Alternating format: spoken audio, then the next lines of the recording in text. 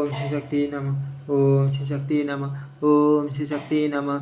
भागीरथी गंगा के अवतरण की कथा। नारद जी ने कहा, सूर्यश्रेष्ठ, एक ही गंगा के आपने दो भेद बतलाए हैं। एक तो वह है जो गौतम नामक ब्राह्मण के द्वारा लाया गया, और दूसरा अंश भगवान शंकर की जटा में ही रह गया, जिससे सत्य राजा भगीरथ ले आए। अर्थ उसी का प्रसंग मुझे सुनाइए। ब्रह्मा जी बोले, देव ऋषि वैवस्वत मनु के वंश में राजा इक्ष्वाकु के कुल में सगर नाम के एक अत्यंत धार्मिक राजा हो गए। वे यज्ञ करते, दान देते और सदा धार्मिक आचार विचार करते विचार से रहते थे। उनके दो पत्नियां थी, वे दोनों ही पति भक्ति परायण थे, किंतु उनमें से किसी को भी संतान न हुई। इसीलिए राजा के मन में बड़ी चिंता थी कि एक दिन उन्होंने महर्षि वशिष्ठ को अपने घर बुलाया और विधि पूर्वक उनकी पूजा करके पूछा, किसी उपाय से मुझे संतान होगी। उनकी यह बात सुनकर महर्षि वशिष्ठ ने कुछ काल तक ध्यान किया। उसके बाद राजा ने कहा, राजन, तुम पत्नी से सदा ऋषियों का सेवन करते रहो। यो कहकर महर्षि वशिष्ठ अपने आश्रम को चले गए। एक समय की बात है, राजर्षि सगर के घर पर एक तपस्वी महात्मा पधारे। राजा ने उन महर्षि का पूजन किया। इससे संतुष्ट होकर वे बोले, महापाक वर मांगो। ये सुनकर राजा ने पुत्र होने के लिए प्रार्थना की। मुनि बोले, तुम्हारी एक पत्नी के गर्भ से एक ही पुत्र होगा, किंतु वह वंशधर होगा, और दूसरी स्त्री के गर्भ से 60,000 पुत्र उत्पन्न होंगे। वरदान देकर जब मुनि चले गए, तब उनके कथनानुसार यथा समय राजा के हजारों पुत्र हुए। राजा सगर ने उत्तम दक्षिणा से युक्त बहुतेरे अश्वमेघ यज्ञ किए। फिर एक अश्वमेघ यज्ञ के लिए उन्होंने विधि पूर्वक दीक्षा ग्रहण की, और अश्व की रक्षा के लिए सेना सहित अपने पुत्रों को नियुक्त किया। अश्व पृथ्वी पर भ्रमण करने लगा। इसी बीच में कई अवसर पाकर इंद्र ने उस अश्व को हर लिया और रक्षकों को सौंप दिया। राजकुमार घोड़े को इधर उधर ढूंढने लगे, परंतु कहीं भी वह उन्हें दिखाई न दिया। तब उन्होंने देवलोक में जाकर ढूंढा, पर्वतों और सरोवर में खोजा और कितने ही जंगल छान डाले, मगर कहीं भी उसका पता न लगा। इसी समय आकाशवाणी हुई, सगर पुत्र, तुम्हारा घोड़ा रसातल में बंधा है और कहीं नहीं है। ये सुनकर वे रसातल में जाने के लिए सब ओर से पृथ्वी को खोदने लगे। क्षुधा से पीड़ित होने पर वे सूखी मिट्टी खाते और दिन रात भूमि खोदते रहते। इस प्रकार वे शीघ्र ही रसातल में जा पहुंचे। सगर के बलवान पुत्रों को वहां आया सुनकर राक्षस ठहरा उठे और उनके वध का उपाय करने लगे। वे बिना युद्ध किए ही भयभीत हो उस स्थान पर आए जहाँ महामुनि कपिल सो रहे थे। कपिल जी का क्रोध बड़ा प्रसन्न था। राक्षसों ने वह घोड़ा ले जाकर तुरंत कपिल जी के सिराने की ओर बांध दिया और स्वयं चुपचाप दूर खड़े होकर देखने लगे कि अब क्या होता है। इतने में ही सगर के पुत्र रसातल में घुसकर देखते हैं कि घोड़ा बंटा है और पास ही कोई पुरुष सो रहा है। उन्होंने कपिल जी को अश्व छुड़ाकर यज्ञ में विघ्न डालने वाला माना और यह निश्चय किया कि इस महापापी को मारकर हम लोग अपना अश्व महाराज के निकट ले चले। कोई बोले, अपना पशु बंटा है, इसे ही खोल कर ले चले। इस सोए हुए पुरुष को मारने से क्या लाभ। ये सुनकर दूसरे बोल उठे, हम शूरवीर राजा हैं, शासक हैं, इस पापी को उठाए और सत्योचित तेज से इसका वध कर डाले।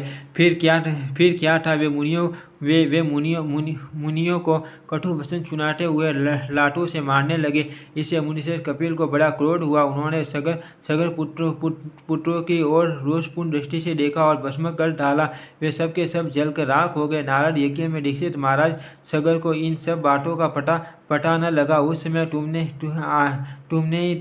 आपने ही जाकर सगर को ये सब समाचार सुनाया। इससे राजा को बड़ी चिंता हुई, अब क्या करना चाहिए।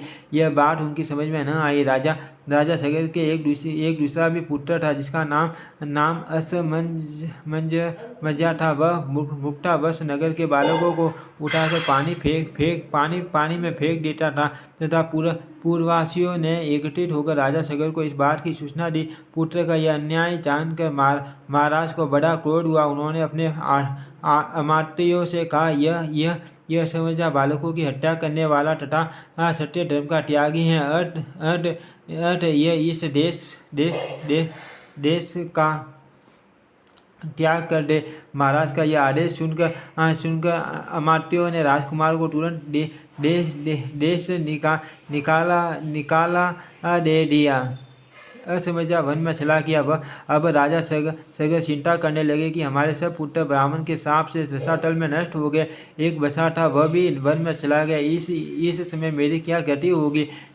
असमंजा के एक पुत्र था जो अंशुमान नाम से विख्यात हुआ। यद्यपि अंशुमान अभी बालक था तो भी राजा ने उसे बुलाकर अपना कार्य बतलाया। अंशुमान ने भगवान कपिल की आराधना की और घोड़ा ले आकर राजा सगर को दे दिया। इससे वह यज्ञ पूर्ण हुआ। अंशुमान के ये तेजस्वी पुत्र का नाम दिलीप था। दिलीप के पुत्र परम बुद्धिमान भगीरथ हुए। भगीरथ ने जब अपने समस्त पितामह की दुर्गति का हाल सुना तब उन्हें बड़ा दुख हुआ। उन्होंने नरप से सगर से विनय पूर्वक पूछा, महाराज उन सबका उद्धार कैसे होगा। राजा ने उत्तर दिया, बेटा यह तो भगवान कपिल ही जानते हैं। यह सुनकर बालक भगीरथ रसातल में गए और कपिल को नमस्कार करके अपना सब मनोरथ उन्हें कह सुनाया। कपिल मुनि बहुत देर तक ध्यान करके बोले, राजन तुम तपस्या द्वारा भगवान शंकर की आराधना करो और उनकी जटा में स्त्री गंगा के जल से अपने पितरों की भस्म को आप्लावित करो। इससे आप तो कृतार्थ होंगे ही आपके पितर भी करते करते हो जाएंगे। यह सुनकर भगीरथ ने कहा, बहुत अच्छा, मैं ऐसा ही करूँगा। मुनिश्रेष्ठ बताइए मैं कहाँ जाऊँ और कौन सा कार्य करूँ। कपिल जी बोले, नरश्रेष्ठ कैलाश पर्वत पर जाकर महादेव जी की स्तुति करो और अपनी शक्ति के अनुसार तपस्या करते रहो।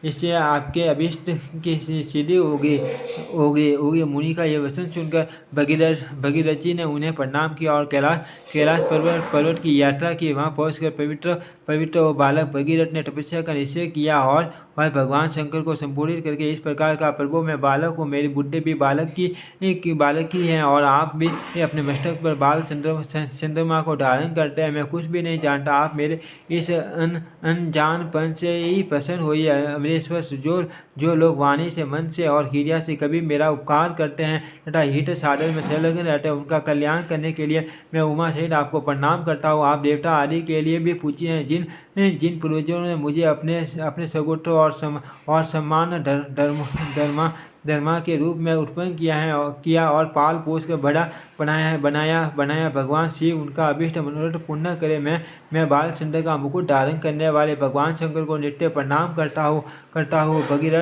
भगीरथ को यूँ कहते ही भगवान शिव उनके सामने प्रकट हो गया और बोले, माँ मटे आप निर्भय होकर कोई वर मांगो जो वस्तु देवताओं के लिए भी सुलभ नहीं, वह भी मैं आपको निश्चय ही दे दूंगा। यह आश्वासन पाकर भगीरथ ने महादेव जी को प्रणाम किया और प्रसन्न होकर कहा, देवेश्वर आपकी जटा में जो सरिताओं में श्रेष्ठ गंगा जी विराजमान है, उन्हें ही मेरे पितरों का उद्धार करने के लिए दे दीजिए। इससे मुझे सब कुछ मिल जाएगा। तब महेश्वर ने हंसकर कहा, बेटा मैंने तुम्हें गंगा दे दी। अब आप उनकी स्तुति करो।